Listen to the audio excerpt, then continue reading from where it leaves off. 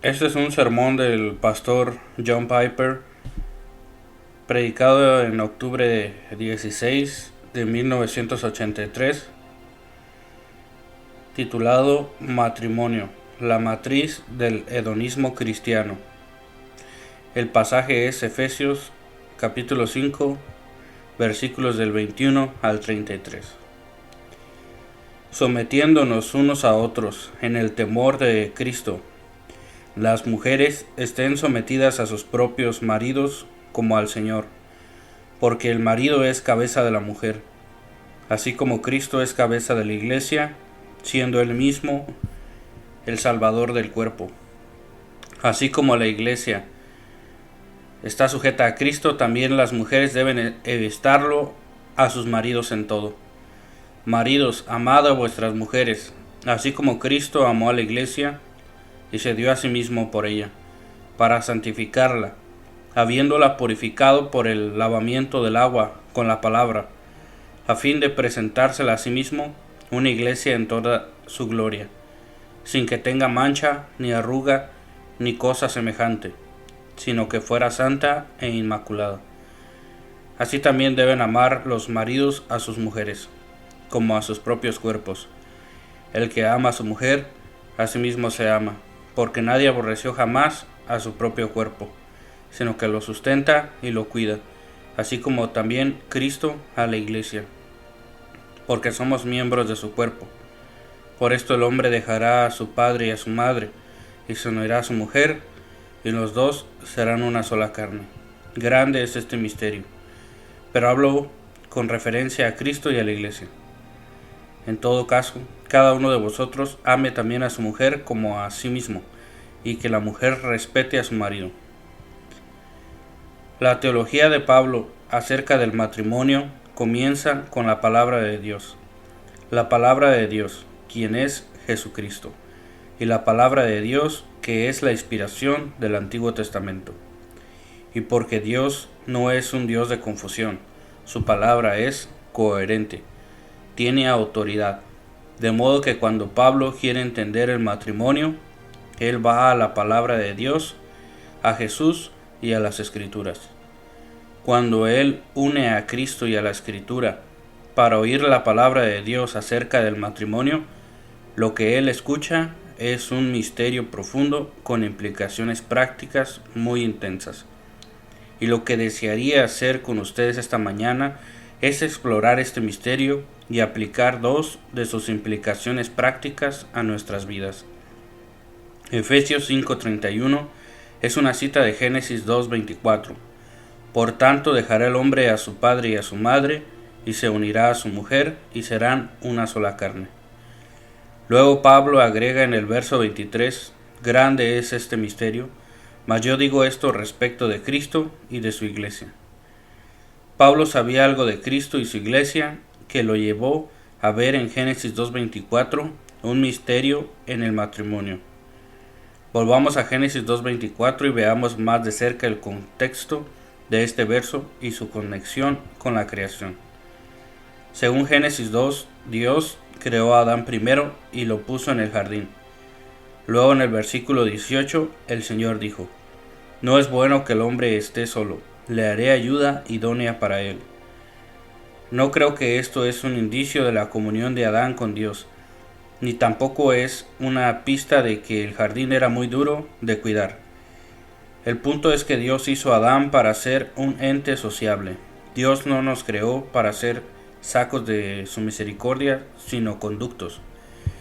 Ningún hombre está completo a menos de que esté conduciendo la gracia, como la electricidad, entre Dios y otra persona.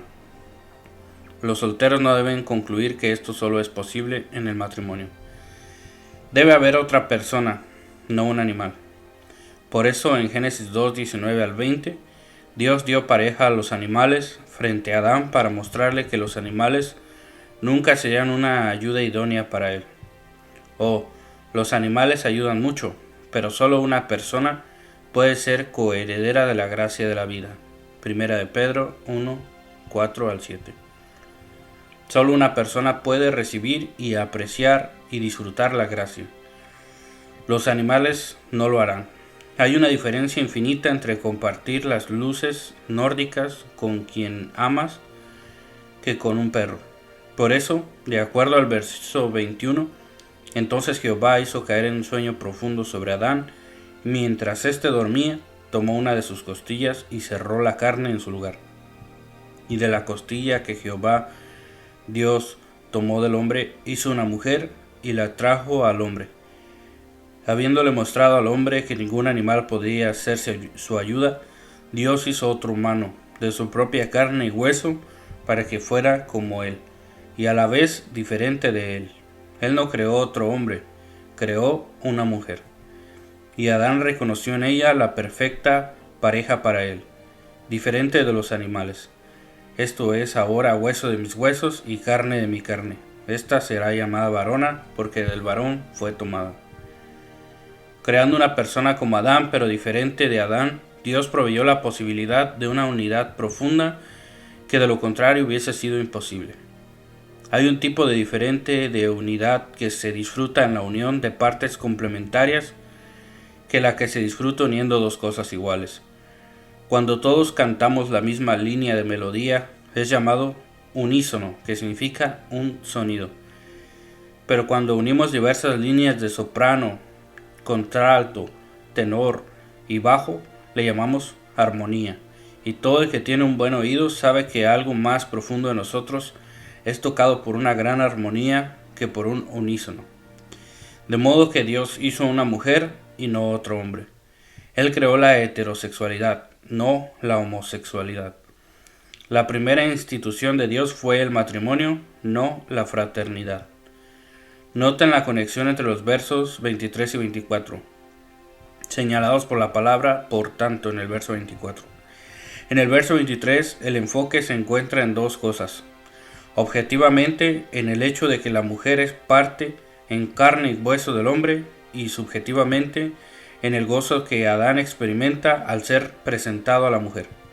Esto es ahora hueso de mis huesos y carne de mi carne.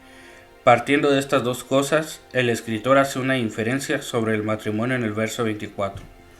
Por tanto dejará el hombre a su padre y a su madre, y se unirá a su mujer, y serán una sola carne. En otras palabras, en el principio Dios hizo la mujer del hombre como carne de su carne y hueso de sus huesos, y entonces la trajo al hombre para que descubriera en comunión viva lo que significa ser una sola carne. Entonces el verso 24 muestra la lección de que el matrimonio es simplemente esto: un hombre dejando a padre y a madre porque Dios le ha dado una unión con esta mujer y no otra, y descubrir la experiencia de ser una sola carne. Eso fue lo que Pablo vio cuando buscó la palabra de Dios en las Escrituras. Pero Pablo conocía otra palabra de Dios: Jesucristo. Él lo conocía profunda e íntimamente. Él había aprendido de Jesús que la iglesia es el cuerpo de Cristo. Efesios 1:23. Por la fe, una persona es unida a Jesucristo y a los otros creyentes, de modo que todos somos uno en Cristo Jesús. Gálatas 3:28. Los creyentes en Cristo son el cuerpo de Cristo. Somos el organismo a través del cual Él se manifiesta su vida y en el cual su espíritu mora. Al conocer esto acerca de la relación entre Cristo y su iglesia, Pablo ve un paralelo aquí con el matrimonio. Él ve que el marido y la mujer se convierten en una sola carne, y que Cristo y la iglesia se convierten en un solo cuerpo. De modo que él le dice a la iglesia en 2 Corintios 2:11, porque os celo con celo de Dios, pues os he desposado con un solo esposo, para presentaros como una virgen pura a Cristo. Él ve a Cristo como el esposo, y a la iglesia como la esposa, y su conversión como un acto de desposamiento, y que Él le ha ayudado a llevar a cabo. La presentación de la novia a su esposo sucederá probablemente en la segunda venida de Cristo. Eso también es descrito en Efesios 5:22, de modo que parece que Pablo usa la relación del matrimonio humano aprendida de Génesis 2 para describir y explicar la relación entre Cristo y la iglesia. Pero cuando lo decimos de esa manera, algo muy importante queda desapercibido. Esto nos lleva otra vez a donde comenzamos en Efesios 5:32. Después de citar Génesis 2:24 sobre el hombre y la mujer convirtiéndose en una sola carne, Pablo dice: grande es este misterio. Mas yo digo esto respecto de Cristo y de la Iglesia. El matrimonio es un misterio. Hay más aquí de lo que nuestros ojos pueden ver. ¿Qué es? Pienso que es esto. Dios no creó la unión de Cristo y de la Iglesia después del patrón del matrimonio humano. Es justo lo inverso. Creó el matrimonio humano según el patrón de la relación de Cristo y su pueblo. El misterio de Génesis 2:24 es que el matrimonio que describe es una parábola o un símbolo de la relación de Cristo y su pueblo. Dios no hace las cosas por casualidad. Todo tiene un propósito y significado. Cuando Dios se dispuso a crear el hombre y la mujer y ordenar la unión del matrimonio, Él no tiró dados o eligió el palito más largo o tiró una moneda. Él hizo el patrón del matrimonio con propósito a partir de la relación entre su Hijo y la Iglesia, la cual Él planeó desde la eternidad. Por tanto, el matrimonio es un misterio y contiene y conlleva un significado mucho mayor que el que se puede ver en el exterior. Lo que Dios ha unido en el matrimonio debe ser un reflejo de la unión entre el Hijo de Dios y su novia, la Iglesia. Aquellos de nosotros que estamos casados necesitamos sopesar una y otra vez cuán misterioso y maravilloso es que Dios nos ha dado el privilegio de reflejar realidades divinas, estupendas, infinitamente mayores y mucho más maravillosas que nosotros mismos. Ahora, ¿cuáles son algunas de las implicaciones prácticas de este misterio del matrimonio? Mencionaré las dos que parecen dominar este pasaje en Efesios. Uno es que los esposos y esposas deben conscientemente imitar la relación que Dios diseñó para Cristo y su Iglesia. La otra es que en el matrimonio cada parte debe perseguir su propio gozo en el gozo del otro.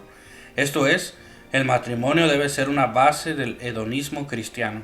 Primero, entonces, ¿qué patrón hizo Dios intencionalmente para los esposos y las esposas cuando ordenó el matrimonio como una parábola o imagen misteriosa de la relación entre Cristo y la Iglesia? Pablo menciona dos cosas, una a la esposa y una al esposo. A la esposa le dice en los versículos 22 al 24, las casadas estén sujetas a sus propios maridos como al Señor, porque el marido es cabeza de la mujer, así como Cristo es la cabeza de la Iglesia, la cual es su cuerpo y Él es su Salvador. Así que, como la Iglesia está sujeta a Cristo, así también las casadas lo estén a sus maridos en todo. De acuerdo al patrón divino, las casadas deben tomar su rol especial del propósito de la Iglesia. Como la Iglesia se somete a Cristo, así las casadas deben someterse a sus maridos. La Iglesia se somete a Cristo como su cabeza. El marido es cabeza de la mujer, así como Cristo es cabeza de la Iglesia, dice en el verso 23. Liderazgo implica al menos dos cosas. Cristo es el suplidor o salvador y Cristo es la autoridad o líder. Cabeza es usada dos veces más en Efesios, en el 4:15 y en el 16. Ilustra la cabeza como el suplidor y en Efesios 1:20 al 23 ilustra la cabeza como autoridad. Sino que siguiendo la verdad en amor crezcamos en todo en aquel que es la cabeza, esto es, Cristo, de quien todo el cuerpo, bien concentrado y unido entre sí por todas las coyunturas que se ayudan mutuamente, según la actividad propia de cada miembro, recibe su crecimiento para ir edificándose en amor.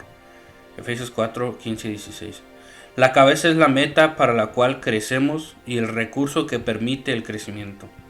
Ahora consideren en Efesios 1:20 al 23, la cual operó en Cristo, resucitándole de los muertos y sentándole a su diestra, en los lugares celestiales, sobre todo principado, autoridad, poder y señorío, y sobre todo nombre que se nombra, no solo en este siglo, sino también en el venidero.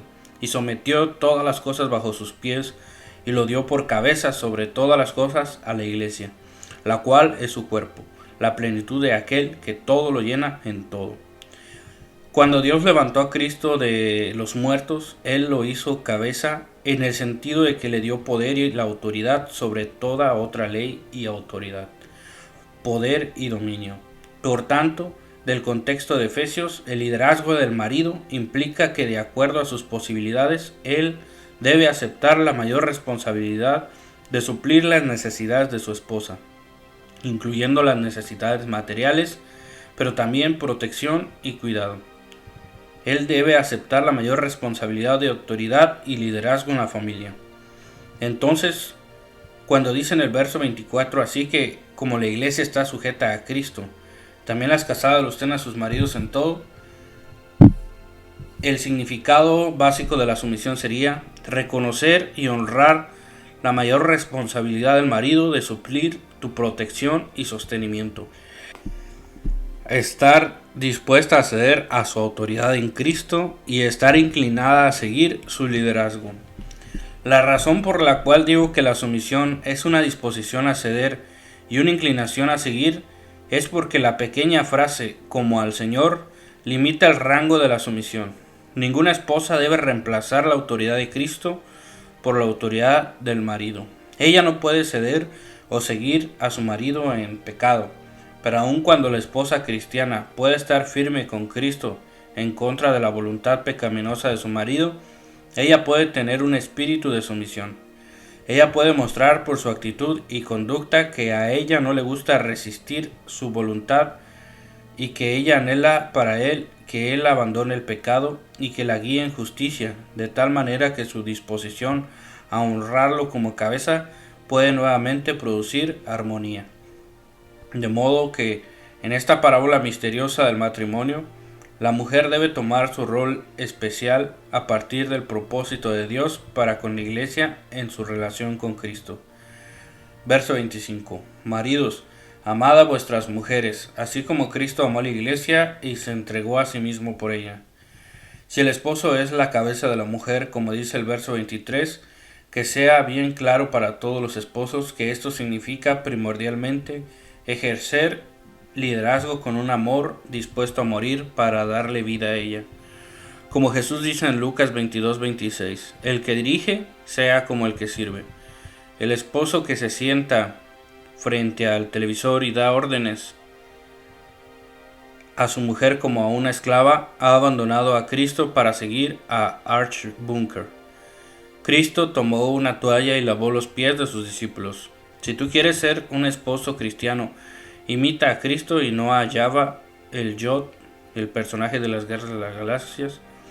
Es cierto que el verso 21 pone esta sección completa bajo el título de sumisión mutua. Sométanse unos a otros en el temor de Dios. Pero no está garantizado el inferir de este verso que la manera que Cristo se somete a la iglesia y la manera en que la iglesia se somete a Cristo es lo mismo. La iglesia se somete a Cristo por una disposición de seguir su liderazgo. Cristo se somete a la iglesia por la disposición de ejercer su liderazgo en servicio humilde hacia la iglesia. Cuando Cristo dijo, el que dirige sea como el que sirve, Él no quiso significar que el líder dejará de ser líder. Aun cuando Él estaba de rodillas lavando los pies de los discípulos, ninguno dudó de quién era el líder. Ni tampoco ningún esposo cristiano deberá evadir su responsabilidad debajo de Dios de proveer una visión moral y liderazgo espiritual como un siervo humilde de su esposa y familia. De modo que la primera implicación del misterio del matrimonio como un reflejo de la relación de Cristo y la iglesia es que las esposas deben tomar su rol especial de la iglesia y los esposos deben tomar su rol especial de Cristo. Y donde quiera que encuentre un matrimonio como ese, usted encontrará dos de las personas más felices en el mundo, porque sus vidas, conforme a la palabra de Dios en las Escrituras, y la palabra de Dios es en Jesucristo. Una implicación práctica final de este misterio del matrimonio: un marido y esposa deben perseguir su propio gozo en el gozo mutuo. Hay escasamente en la Biblia un pasaje más hedonista que Efesios 5:25 al 30. Este texto muestra claramente que la razón por la que hay tanta miseria en los matrimonios no es que los maridos y las esposas estén buscando su propio placer, sino que no están buscándolo en el placer de sus parejas. Pero este texto nos manda a hacer justo eso, porque Cristo hace justo eso. Primero noten el ejemplo de Cristo en los versículos 25 al 27.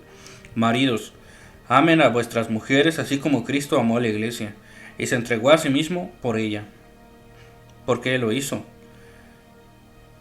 Para santificarla, habiéndola purificado en el lavamiento del agua por la palabra. ¿Por qué la limpió? A fin de presentársela a sí mismo una iglesia gloriosa que no tuviese mancha, ni arruga, ni cosa semejante, sino que fuese santa y sin mancha. Cristo murió por la iglesia, para presentarse a sí mismo una novia hermosa. Él sufrió la cruz por el gozo del matrimonio que estaba puesto ante él. Pero ¿cuál es el gozo final de la iglesia? ¿No es el ser presentada como una novia al Cristo soberano? De modo que Cristo buscó su propio gozo en el gozo de la iglesia. Por tanto, el ejemplo que Cristo pone para los esposos es buscar el gozo en el gozo de sus esposas. El verso 28 hace esta explicación explícita. Así también los maridos deben amar a sus mujeres, como a sus mismos cuerpos. El que ama a su mujer, a sí mismo se ama, porque nadie aborreció jamás a su propia carne, sino que la sustenta y la cuida. Pablo reconoce una de las piedras angulares del hedonismo cristiano. Nadie aborreció jamás a su propia carne. Aun aquellos que cometen suicidio lo hacen para escapar de la miseria. Por naturaleza nos amamos a nosotros mismos. Esto es, hacemos lo que pensamos en el momento nos hará felices. Y Pablo no construye una presa con el río del hedonismo. Él construye un canal para él. Él dice, maridos y esposas, reconozcan que en el matrimonio se han convertido en una sola carne. Por tanto, si vives para tu placer privado a expensas de tu pareja, estás viviendo en contra tuya y destruyendo tu gozo más grande. Pero si te dedicas con todo tu corazón al gozo santo de tu pareja, estarás también viviendo para tu gozo y haciendo un matrimonio según la imagen de Cristo y su iglesia. A pesar de que mi testimonio personal no puede agregar ningún peso a la palabra de Dios, quiero dar mi testimonio de todas formas. Descubrí el hedonismo cristiano el mismo año que me casé, en 1968. Por 15 años Noel y yo, en obediencia a Cristo, hemos perseguido tan apasionadamente como podemos los gozos más profundos y duraderos. Todo esto en imperfección, todo también con un corazón dividido en algunos momentos. Hemos vigilado nuestro propio gozo como un cazador en el gozo mutuo, y podemos testificar juntos. Allí es donde se encuentra el premio.